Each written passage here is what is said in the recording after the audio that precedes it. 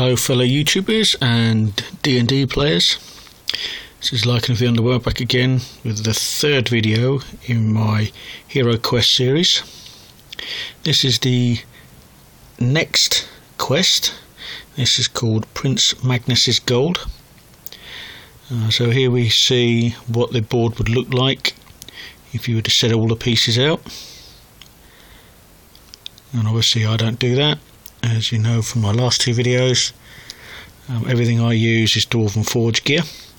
So this is what my dungeon looks like when it's all set up with Dwarven Forge scenery. It's not far off what the map looks like. Quite a lot in this one. Slightly harder quest. And the aim of this quest is to find Prince Magnus's gold and bring it back to him. So let's start off as usual in the start room. Here we have where the heroes start from. You've got the wizard on the stairs, the dwarf, the elf and the barbarian up front where he usually is. Nothing in this room, so when they move into the next room, a little bit more happening in here. You've got a small table with some benches in the room. You've got two goblins with spears, and over in the far corner is a sack of grain. So once they've dealt with them, they move out through this door into this very long corridor. Could be full of traps. So be careful, heroes have to be careful when they go through it. Further up the passageway, it widens out a little bit, and there's some sacks of grain there as well. And further on up to the end of the corridor, we have a goblin archer, so he can fire at them from distance while they're running up the hallway. Remember, with this game, if there's a monster in the room or in the corridor, the heroes cannot search for traps or treasure. They have to take the monster out first. So they have to think, will they waste one of their magic spells by firing up and killing him? Or will they risk it and run up, hoping that there's no traps up in this corridor? And if there are traps, that they miss them. So that's a decision they have to try and make. Then if they get through that, they go into this room. A large table in this room. There's two orc warriors, and there's some barrels of food in the corner. Then in the next room we have two orc warriors guarding the doorway. We have a bookcase and some crates. Might have some stuff in them, might not. Then they go into this short little passageway here. In the passageway you've got a goblin guarding the door, and behind him we have a lizard man. So they've got a choice of going two ways now. They can either go through this door or through this one. So they decide to go into this one. Very small room. In here we have a treasure chest and two goblin warriors, one with a bow, one with a spear. Nothing else there, so they come back out and they enter this room, which is a larger room. You've got some sacks of food on the floor. There's a orc warrior guarding this crate of food. You have a goblin with a spear guarding this doorway. Up in the corner is a rack, so this is obviously a torture chamber.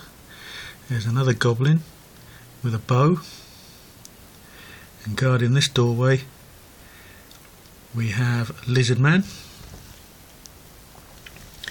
So they've got one of two ways to go now. They can either go through this door or through this one. So what I'll do is I'll take you up through this way first. So if they go through this doorway, all that's in here is an orc warrior and some barrels of beer. And then they come through this door, In here we have a cupboard, and we have 3 orc warriors in here. I'll leave that room for the moment. I'll come back down this way. So if they decided to go through this door, they would have a goblin with a spear there, moving up the passageway. There's some crates of food, and they go through this door, and that brings them back into the room where the cupboard is. And if they search for secret traps or secret doors, secret door opens in the wall, and they end up coming out into this rather large corridor. So as they move along the corridor a bit further up, there's 3 goblin archers there with some crates, so they're going to be hit from a long distance here. So this could be a bit of a difficult situation for them, but if they manage to get through, come into this corridor, moving on down, there's some sacks of grain there. Again, there could be traps in this room. And down the end is another orc archer. This one's a bit better, he's more of an elite archer, so he stands a better chance of hitting them. They then go through this doorway, which does open up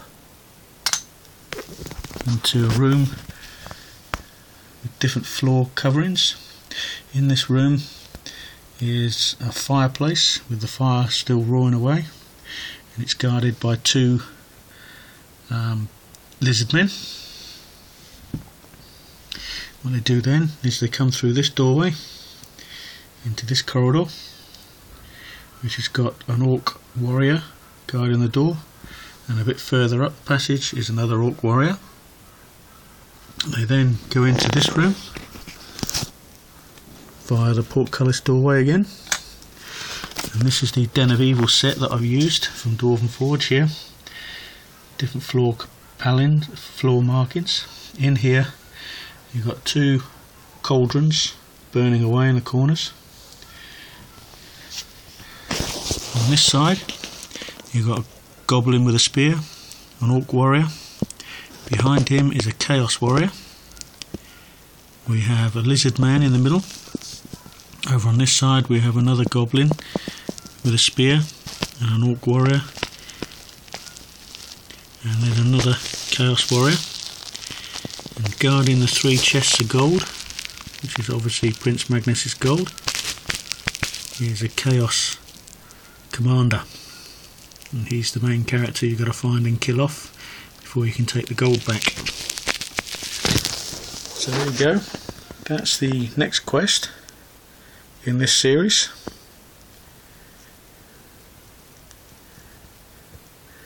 I will show you now a couple of the newer characters that I've added to this game. As I mentioned, over here is another orc archer. This is the elite orc archer, recognised by his sword in his hand, so he's got better accuracy at firing his bow. Show you one of the chaos warriors, slightly different from the ones in the other game. These have got red shields and different colour armour than the ones in the previous one. And then you've got this guy, which is the leader of this band inside this dungeon. This is the Chaos Commander. He uses magic, and he can also attack a couple of times because he's got 2 different weapons. He's got a higher body armour and more body points, so he's a lot harder to kill. So you can see the game is starting to slowly pick up a bit of pace now, and the difficulty, raised the bar with difficulty now. It's going up and up and up with every quest. Pieces I've used, these chests here from the actual HEROQUEST game. So is this cupboard, that's from the HEROQUEST game. So all the other pieces, that's also from the HEROQUEST game, you saw that on a previous video. All the other little pieces like the barrels of beer, the crates, the little sacks there, a couple of other things, these sacks here. I believe somewhere in here there's also another treasure chest. I can't think where it is at the moment. I'm just trying to look around for it. Ah, there it is. There. I bought those on eBay from a guy in America who makes these purely for D&D. So I hope you enjoyed this little video. And the next one that I will be doing in this series, give you a preview, is going to be Mellor's Maze. Ignore the fact that says Quest 5, it's actually Quest 4. Mainly because if I show you, I did mention it in other videos, in previous videos, that's Quest 1, which is just a trial, which just basically shows the mechanics of how the game works, so I don't bother with that one. Let's say the next one is Mellor's Maze. So there's multiple ways of going around this. So that will be the next one in this series, and there are some different figures in here. I'll give you a little preview. Zombies, skeletons, mummies. I don't use mummies, I use something else for that. And zombies, I don't use zombie figures, I use a completely different figure for that. And you've also got this guy, Gargoyle, the biggest monster in the HEROQuest game. But not in my game. I have bigger monsters than that. So that will be the next one. A lot different. There's only a couple of orcs in this one. Obviously I will add a few monsters to some of the other rooms, just to make it a bit more challenging.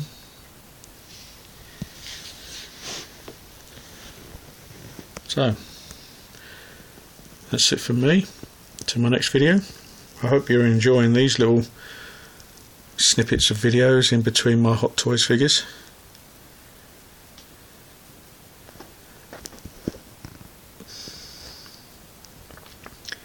What I might do is, on a later video, I will tell you the rules of HEROQuest, and I will go through some of the changes that I've made to it to make it a little bit more challenging, a bit more grown up, because HEROQuest is really a game for younger children and the family. It's very simple. The mechanics that I use for these dungeons are similar to HEROQuest. You've got a limited amount of cards you can use, so I've increased that by using more cards, give you more treasure, more weapons, more magic, just to spice the game up a bit more.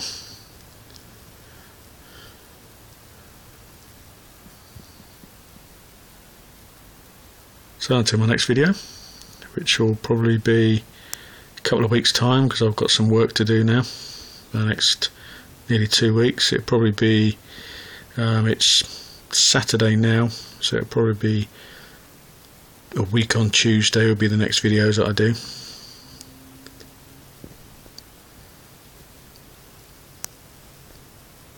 So until then, catch you guys later. Please comment.